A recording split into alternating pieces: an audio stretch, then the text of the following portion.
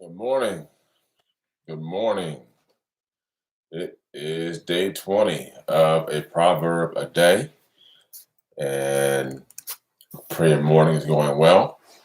We're going to read today from Proverbs chapter 20 in the Message Bible version. So if you have your Bible, your phone, tablet, anything you use to read the Bible, you can grab it if you like, follow along. If you don't have a amplified version of the Bible, you can always go to BibleGateway.com and look at it there, or you can just follow along as I read to you. I'll give you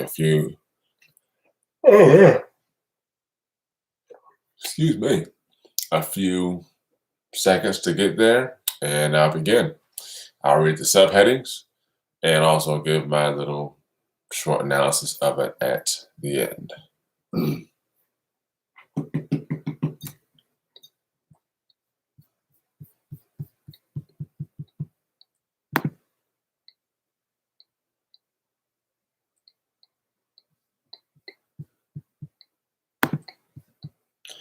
All right, here we go. Proverbs chapter 20 on life and conduct. Wine is a mocker, strong drink, a riotous brawler, and whoever is intoxicated by it is not wise. The terror of a king is like the roaring of a lion. Whoever provokes him to anger forfeits his own life. It is an honor for a man to keep away from strife by handling situations with thoughtful foresight. But any fool will start a quarrel without regard for the consequences. The lazy man does not plow when the winter planting season arrives, so he begs at the next harvest and has nothing to reap. A plan, motive, or wise counsel in the heart of a man is like water in a deep well, but a man of understanding draws it out. Many a man proclaims his own loyalty and goodness, but who can find a faithful and trustworthy man? The righteous man who walks in integrity and lives life in accord with his godly beliefs. How blessed, happy, and spiritually secure are his children after him who have his example to follow. A discerning king who sits on the throne of judgment sifts all evil like chaff with his eyes and cannot be easily fooled.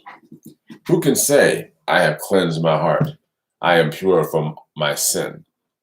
Deferring weights, one for buying and another for selling, and deferring measures, both of them are detestable and offensive to the Lord.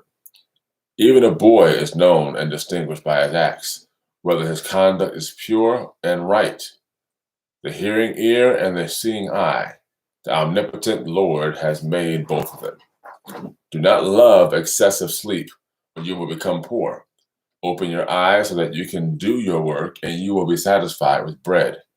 It is almost worthless. It is almost worthless, says the buyer as he negotiates the price. But when he goes his way, then he boasts about his bargain. There is gold and an abundance of pearls, but the lips of knowledge are a vessel of preciousness, the most precious of all. The judge tells the creditor, take the clothes of one who is surety for a stranger, and hold him in pledge when he guarantees a loan for foreigners. Food gained by deceit is sweet to a man, but afterward his mouth will be filled with gravel, just as sin may be sweet at first, but later its consequences bring despair. Plans are established by counsel, so make war only with wise guidance. He who goes out as a gossip reveals secrets. Therefore, do not associate with a gossip who talks freely or flatters. Whoever curses his father or his mother, his lamp of life will be extinguished in time of darkness. An inheritance hastily gained by greedy, unjust means at the beginning will not be blessed in the end. Do not say, I will repay evil. Wait expectantly for the Lord, and he will rescue and save you. Deferring weights are detestable and offensive to the Lord, and fraudulent scales are not good. Man's steps are ordered and ordained by the Lord. How then can a man fully understand his way? It is a trap for a man to speak a vow of consecration and say rashly, it is holy, and not until afterward consider whether he can fulfill it. A wise king sifts out the wicked from among the good, and drives the threshing wheel over them to separate the chaff from the grain. The spirit or conscience of a man is the lamp of the Lord, searching and examining all the innermost parts of his being. Loyalty and mercy, truth and faithfulness protect the king, and he upholds his throne by loving kindness. The glory of a young man is their physical strength, and the honor of aged men is their gray head, representing wisdom and experience.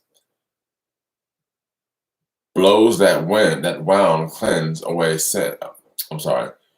Blows that wound cleanse away evil, and strokes reach to the innermost parts.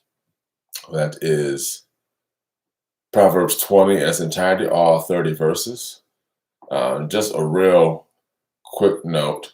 Verse 25. It is a trap for a man to speak a vow of consecration and say rashly, it is holy, and not until afterward consider whether he can fulfill it. Just a side note is that such a vow in that time, such a vow would single out an item for sacrifice or for the use of the temple or the priest.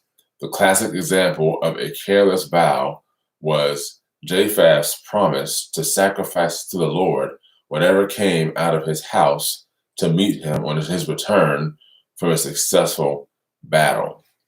And if I'm not mistaken, I believe it was Jephthah's wife or one of his children that came out to meet him after he came back from a successful battle, and he actually refused to make the sacrifice because he was not expecting it to be one of those individuals who came out of his house to greet him. I believe it looks like it's in Judges chapter 11, verse 30 to 35. Just for clearance, I'll just read that real quick. Judges chapter 11, verse 35. Let's see. Verses 30 to 35, I'm sorry. Just bear with me for a minute, guys. Just want to make sure I get this particular part of this particular thing right. Judges chapter 11, verses 30 to 35. My fingers are a little not working here. And Jephthah made a vow to the Lord and said, if you will indeed give the Amorites unto my hand, then whatever or whoever comes forth from the doors of my house to meet me when I return in peace from the Ammonites, it shall be the Lord's, and I will offer it or him up as a burnt offering. Then Jephthah crossed over to the Ammonites to fight with them, and the Lord gave them into his hand. And from Aurora to Meniph he smote them, 20 cities, and as far as Abel-cheramim, the meadow of vineyards, with a very great slaughter. So the Ammonites were subdued before the Israelites. Then Jephthah came to Mizpah, to his home, and behold, his daughter came out to meet him with timbrels and with dances, and she was his only child. Beside her he had neither son nor daughter. And when he saw her, he rent his clothes and said, alas, my daughter, you have brought me very low, and you are the cause of great trouble to me. For I have opened my mouth in a vow to the Lord, and I cannot take it back. And I'm going to read down to the last 5 verses, actually. And she said to him, my father, if you have opened your mouth to the Lord, do to me according to what you have vowed, since the Lord has taken vengeance for you on your enemies, the Ammonites. And she said to her father, let this thing be done for me, and let me alone 2 months, that I may go and wander upon the mountains and bewail my virginity. I and my companions. And then he said, go. And he sent her away for 2 months. And she went with her companions and bewailed her virginity upon the mountains. And the end of 2 months she returned to her father, who did with her according to his vow which she had vowed. She never mated with a man.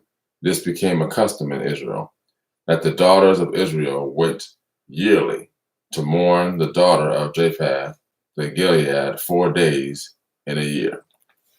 So this was the story of Japheth, who had made a vow to God to sacrifice whoever or whatever came out of his house when it came back from the battle with the Ammonites. And looks like here that he eventually did go through with what he had vowed to God, but it was the confirmation of his daughter to say, whatever you have vowed to the Lord, go ahead and do it, if that's what you made. And it appeared that in some way or manner, she kind of knew that he had made that vow, according to it being her. And so that's just an example of what that meant, is that making a vow and then reneging on it in that particular day meant that. But for us in our day now, is that if you're making a vow to someone or a promise and renege on it because you can't go through with it, or you didn't realize the consequence of what you said, that's another example as well. So guys, have a great day. And I will see you guys tomorrow for day 21 of a proverb a day. All right. Have a great day, guys.